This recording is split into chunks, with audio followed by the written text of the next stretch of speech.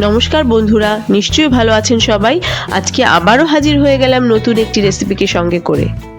Easy and simple ওয়েতে পোলাও রান্নার recipe আজকে দেখাবো। আশা করি আপনাদের খুব ভালো লাগবে। চলুন দেখে দিই। আমি একটি বোলে 300 গ্রাম মতন গোবিন্দভোগ চাল নিয়েছি। চালগুলোকে ভালো করে ধুয়ে জল ঝরিয়ে নেব।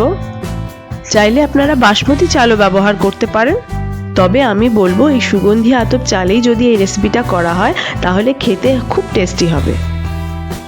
নিরামিষ দিনে যদি আমরা এই রেসিপিটা করি, মানে পোলাও রান্না করি এবং সঙ্গে যদি পনির থাকে, তাহলে তো কোনো কথাই নেই। আর কথা না বাড়িয়ে এবার রান্নার দিকে চলে যাই।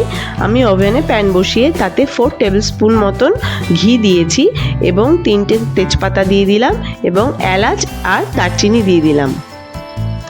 ফোড়নগুলো একটু লাল লাল হয়ে এলে আমি এর মধ্যে চালগুলো দিয়ে দিলাম এবং চালগুলো দিয়ে আমাকে অনবরত নাড়তে হবে।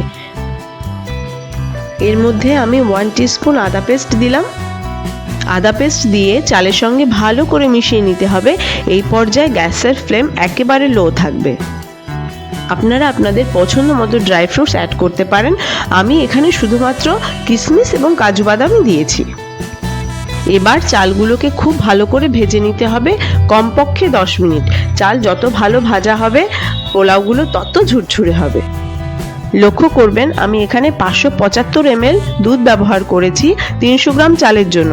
এখানে আমি কোনো রকম জল ব্যবহার করিনি।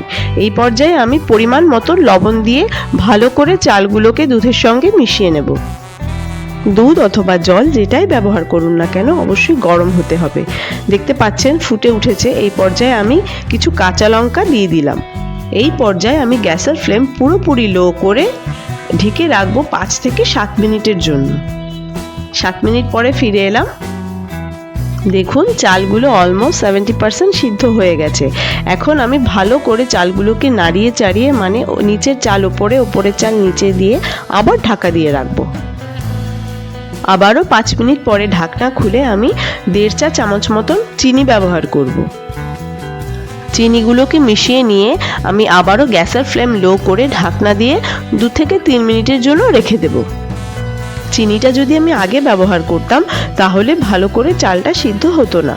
ঢাকনা খুলে যা সুন্দর একটা ফ্লেভার নাকে এসে লাগলো সেটা আমি আপনাদের বলে বোঝাতে পারবো না।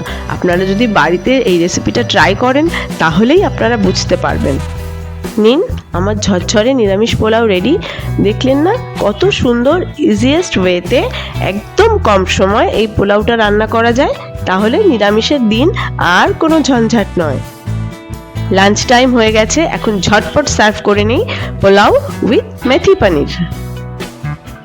আমার এই সিম্পল রেসিপিটা যদি আপনাদের ভালো লেগে থাকে তাহলে আমার চ্যানেলটাকে অবশ্যই সাবস্ক্রাইব করবেন এবং লাইক, কমেন্ট এবং শেয়ার করতে ভুলবেন না কিন্তু। আজকের মতো বিদায় নিচ্ছি এখানেই। পরবর্তী রেসিপিতে আবার দেখা হবে। টাটা।